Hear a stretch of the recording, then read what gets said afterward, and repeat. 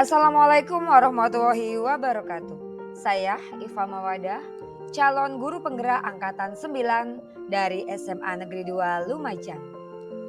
Koneksi antar materi modul 3.1, pengambilan keputusan berbasis nilai-nilai kebajikan sebagai seorang pemimpin. Tujuan pembelajaran khusus 1. CKP membuat kesimpulan atau sintesis dari keseluruhan materi yang didapat dengan beraneka cara dan media. 2. CKP dapat melakukan refleksi bersama fasilitator untuk mengambil makna dari pengalaman belajar dan mengadakan metakognisi terhadap proses pengambilan keputusan yang telah mereka lalui dan menggunakan pemahaman barunya untuk memperbaiki proses pengambilan keputusan yang dilakukannya. Kegiatan pemantik. Bacalah kutipan ini dan tafsirkan apa maksudnya. Mengajarkan anak menghitung itu baik, namun mengajarkan mereka apa yang berharga atau yang utama adalah yang terbaik. Dari kutipan tersebut, apa kaitannya dengan proses pembelajaran yang sedang Anda pelajari saat ini?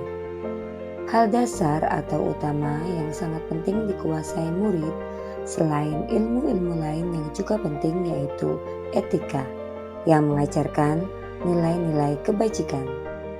Kaitan dengan materi pengambilan keputusan, nilai-nilai kebajikan universal sangat penting dijadikan dasar sehingga proses penyelesaian masalah lebih mudah dan terarah. Selain nilai kebajikan, dasar lainnya adalah berpihak pada murid dan bertanggung jawab. Bagaimana nilai-nilai atau prinsip-prinsip yang kita anut dalam suatu pengambilan keputusan dapat memberikan dampak pada lingkungan kita? Prinsip yang dianut antara lain berpikir berbasis peraturan, berbasis rasa peduli, dan berbasis hasil akhir yang disesuaikan dengan kondisi dan kasus yang terjadi. Tentunya tetap berlandaskan pada nilai-nilai kebajikan universal, berpihak pada murid, dan bertanggung jawab. Sehingga keputusan yang diambil adalah keputusan yang terbaik, bijaksana, dan memberikan dampak positif bagi lingkungan. Bagaimana Anda sebagai seorang pemimpin pembelajaran dapat berkontribusi pada proses pembelajaran murid dalam pengambilan keputusan Anda? Sebagai pemimpin pembelajaran, guru membuat keputusan belajar yang berpihak pada murid dengan melakukan pembelajaran berdiferensiasi. Jika terdapat permasalahan di kelas, guru harus peka dan menyelesaikan permasalahan dengan berdasarkan berpihak pada murid, nilai-nilai kebajikan, dan bertanggung jawab. Sehingga keputusan yang diambil adalah keputusan yang terbaik, bijaksana, dan secara tidak langsung menjadi teladan bagi murid. Menurut Anda, apakah maksud dari kutipan ini? Jika dihubungkan dengan proses pembelajaran yang telah Anda alami di modul ini, jelaskan pendapat Anda. Pendidikan adalah sebuah seni untuk membuat manusia menjadi berperilaku etis. Menurut saya, pendidikan mampu mengajarkan manusia untuk beretika sesuai norma, nilai, dan aturan yang berlaku, untuk menjadikan manusia berperilaku etis. Sehingga dengan berperilaku etis, kita dapat mengambil keputusan yang sesuai nilai-nilai kebajikan, berpihak pada murid, dan dapat dipertanggungjawabkan. Rangkuman kesimpulan pembelajaran, koneksi antar materi. Bagaimana filosofi Ki Hajar Dewantara dengan Pratap Triloka memiliki kaitan dengan penerapan pengambilan keputusan sebagai seorang pemimpin? Engarso Sung Tulodo, sebagai pemimpin pembelajaran, keputusan yang diambil harus dapat menjadi contoh atau teladan. Ing Madyo Mangunkarso, keputusan yang diambil harus dapat memberikan semangat untuk berinovasi dalam pengambilan keputusan yang berpihak pada murid. Dan Tuturi Handayani, keputusan yang diambil harus dapat mendorong meningkatkan kinerja atau prestasi siswa dalam belajar. Bagaimana nilai-nilai yang tertanam dalam diri kita berpengaruh kepada prinsip-prinsip yang kita ambil dalam pengambilan suatu keputusan. Nilai-nilai yang tertanam dalam diri kita sebagai guru penggerak antara lain mandiri, kolaboratif, reflektif, inovatif, dan berpihak pada murid. Nilai-nilai tersebut berpengaruh pada prinsip pengambilan keputusan sesuai jenis permasalahan, situasi, dan lingkungan.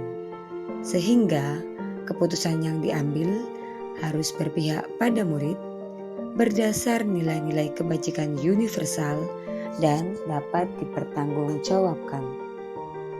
Bagaimana materi pengambilan keputusan berkaitan dengan kegiatan coaching atau bimbingan yang diberikan pendamping atau fasilitator dalam perjalanan proses pembelajaran kita, terutama dalam pengujian pengambilan keputusan yang telah kita ambil.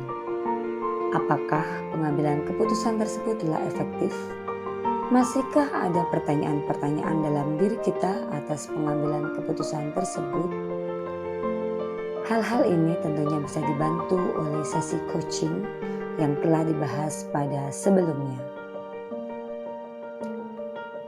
Kegiatan coaching atau bimbingan oleh pendamping atau fasilitator dapat membantu proses pengujian pengambilan keputusan melalui 9 langkah pengambilan keputusan. Agar lebih efektif, proses coaching harus memenuhi 3 kompetensi inti, yaitu kehadiran penuh, mendengarkan aktif, dan mengajukan pertanyaan yang berbobot. Sehingga informasi yang didapatkan lengkap untuk memunculkan formula pengambilan keputusan yang bijaksana berdasar nilai kebajikan universal, berpihak pada murid, dan dapat dipertanggungjawabkan. Bagaimana kemampuan guru dalam mengelola dan menyadari aspek sosial emosionalnya akan berpengaruh terhadap pengambilan suatu keputusan, khususnya masalah dilema etika. Guru yang memiliki kemampuan mengelola dan menyadari aspek sosial emosionalnya akan memiliki kesadaran diri untuk memahami perasaan dan nilai dalam dirinya. Memiliki manajemen diri untuk mengontrol emosi dan perilaku. Memiliki kesadaran sosial sehingga mampu memahami sudut pandang dan berempati pada orang lain. Memiliki keterampilan berelasi sehingga dapat berkomunikasi efektif dan dapat mengambil keputusan yang bertanggung jawab. Masalah terkait dilema etika diselesaikan dengan kepala dingin, hati yang tenang, dan diambil keputusan dengan langkah yang sistematis. Bagaimana pembahasan studi kasus yang fokus pada masalah moral atau etika kembali kepada nilai-nilai yang dianut oleh seorang pendidik. Pembahasan studi kasus yang berkaitan dengan moral atau etika harus didasari nilai-nilai kebajikan universal yang dianut pendidik, antara lain kejujuran, keadilan, tanggung jawab, rasa syukur, dan lain-lain.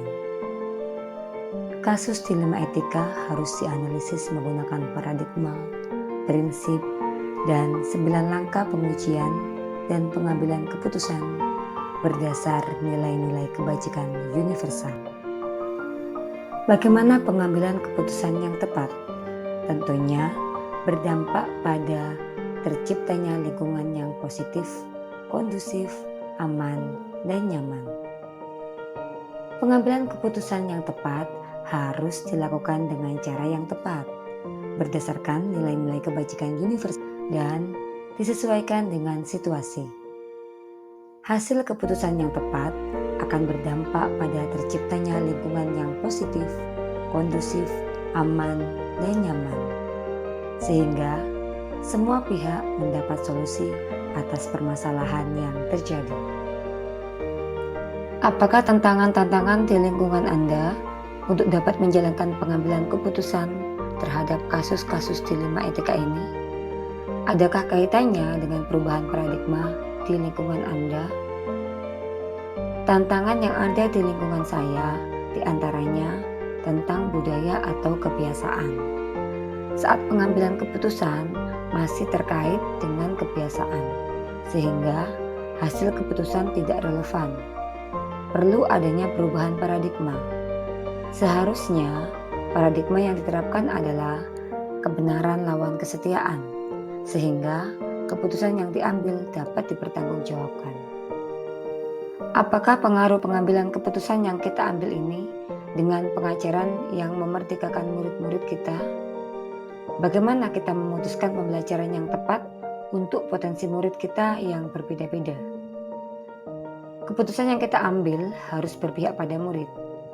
Dalam pembelajaran, salah satu keputusan yang berpihak pada murid adalah dengan pembelajaran berdiferensiasi. Pembelajaran berdiferensiasi dapat memenuhi kebutuhan belajar murid sesuai dengan kesiapan belajar, minat, dan profil belajar murid. Hal ini dapat menciptakan merdeka belajar yang sesuai dengan minat dan potensi murid. Bagaimana seorang pemimpin pembelajaran dalam mengambil keputusan dapat mempengaruhi kehidupan atau masa depan murid-muridnya? Seorang pemimpin pembelajaran harus mempertimbangkan berbagai kemungkinan yang terjadi dalam pengambilan keputusan, terutama yang menyangkut masa depan murid. Oleh karena itu, pengambilan keputusan harus menerapkan paradigma dan prinsip yang tepat, serta langkah pengujian dan pengambilan keputusan yang sistematis. Dasar pengambilan keputusan harus berpihak pada murid, nilai-nilai kebajikan, dan bertanggung jawab. Apakah kesimpulan akhir yang dapat Anda tarik dari pembelajaran modul materi ini dan keterkaitannya dengan modul-modul sebelumnya? Pengambilan keputusan harus dijiwai filosofi Ki Hajar Dewantara, berpegang teguh pada nilai guru penggerak, salah satunya berpihak pada murid, dan berlandaskan pada nilai-nilai kebajikan universal. Keputusan yang diambil harus mempertimbangkan berbagai hal, termasuk masa depan murid. Dalam pengajaran, keputusan yang diambil memberi kemerdekaan belajar murid sesuai minat dan potensinya. Seorang pemimpin harus memiliki kompetensi sosial dan emosional, sehingga pengambilan keputusan sangat bijaksana dan bertanggung jawab. Proses pengujian keputusan dengan teknik coaching untuk mendapatkan banyak informasi sebagai pertimbangan pengambilan keputusan. Sejauh mana pemahaman Anda tentang konsep-konsep yang telah Anda pelajari di modul ini, yaitu dilema etika dan bujukan moral, 4 paradigma pengambilan keputusan, 3 prinsip pengambilan keputusan, dan 9 langkah pengambilan dan pengujian keputusan. Adakah hal-hal yang menurut Anda di luar dugaan? Perbedaan dilema etika dan bujukan moral dilihat dari pilihan kasusnya. Dilema etika jika dua pilihan sama-sama benar, sedangkan bujukan moral jika terdapat pilihan benar dan salah. 4 paradigma meliputi individu lawan kelompok, kebenaran lawan kesetiaan, keadilan lawan kasihan, dan jangka pendek lawan jangka panjang. 3 prinsip meliputi berpikir berbasis peraturan, berpikir berbasis rasa peduli, dan berpikir berbasis hasil akhir. 9 langkah pengambilan keputusan meliputi nilai bertentangan, pihak yang terlibat, fakta yang relevan, pengujian benar salah, jenis paradigma, prinsip resolusi, investigasi opsi trilema, buat keputusan, lihat ulang dan refleksikan. Hal di luar dugaan bahwa ada keterkaitan antara pengambilan keputusan dengan materi modul sebelumnya. Sebelum mempelajari modul ini, pernahkah Anda menerapkan pengambilan keputusan sebagai pemimpin dalam situasi moral dilema? Bila mana pernah, apa bedanya dengan apa yang Anda pelajari di modul ini? Saya sudah pernah menerapkan pengambilan keputusan, namun saya belum mengetahui adanya tahapan pengujian dan pengambilan keputusan. Sehingga keputusan yang diambil tidak melalui tahapan pengujian, namun tetap mempertimbangkan hal-hal yang paling penting bagi semua pihak. Saat mempelajari modul ini, ternyata sebelum mengambil keputusan perlu adanya penentuan paradigma, prinsip, dan menerapkan 9 langkah pengujian dan pengambilan keputusan berdasarkan nilai-nilai kebajikan, berpihak pada murid, dan bertanggung jawab. Bagaimana dampak mempelajari konsep ini buat Anda? Perubahan apa yang terjadi pada cara Anda dalam mengambil keputusan sebelum dan sesudah mengikuti pembelajaran modul ini? Pembelajaran konsep pada modul ini sangat berdampak bagi saya, terutama dalam pengambilan keputusan. Setelah mempelajari modul ini, proses pengambilan keputusan harus menentukan paradigma, prinsip, dan menerapkan 9 langkah pengujian dan pengambilan keputusan. Sehingga keputusan yang diambil harus berlandaskan nilai-nilai kebajikan, berpihak pada murid, dan bertanggung jawab. Seberapa penting mempelajari topik modul ini bagi Anda sebagai seorang individu dan Anda sebagai seorang pemimpin?